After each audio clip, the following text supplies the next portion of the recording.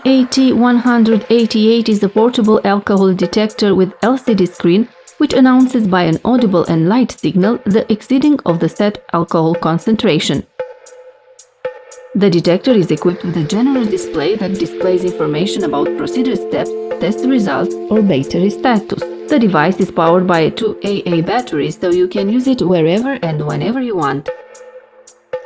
The PNI AT188 alcohol detector is dedicated to use for information purposes only and cannot be considered as evidence or as a decision maker in making decisions or carrying out activities such as driving, working with dangerous equipment, on scaffolding, etc.